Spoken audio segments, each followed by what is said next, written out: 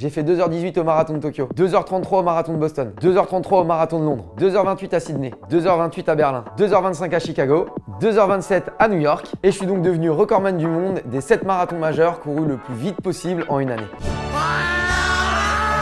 À l'arrivée au marathon de New York, il y a pour commencer beaucoup de soulagement. Ce qui est incroyable, c'est que mes parents, ils n'ont jamais eu l'occasion de voyager très loin. Et en fait, c'est un voyage que moi, je leur ai offert. Donc c'était à ce moment-là rempli d'émotions. J'ai grandi dans un petit quartier en banlieue caennaise. Mon père était chef cuisinier dans un établissement scolaire. Ma mère travaillait dans une boîte d'intérim. J'ai jamais manqué de rien. Après, c'était pas non plus l'opulence. Et moi, je suis très content de pouvoir aujourd'hui leur rendre tout ce qu'ils m'ont apporté tout au long de mon éducation.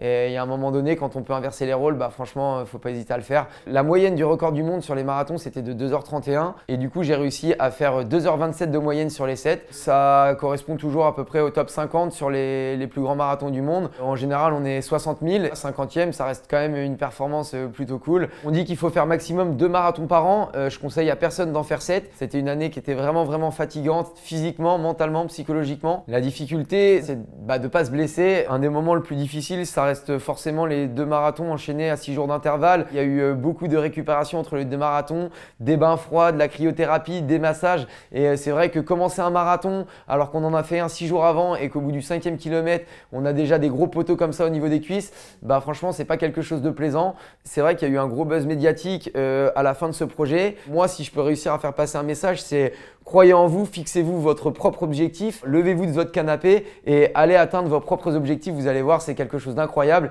et les émotions que j'ai vécues, vous aussi, vous pouvez les vivre.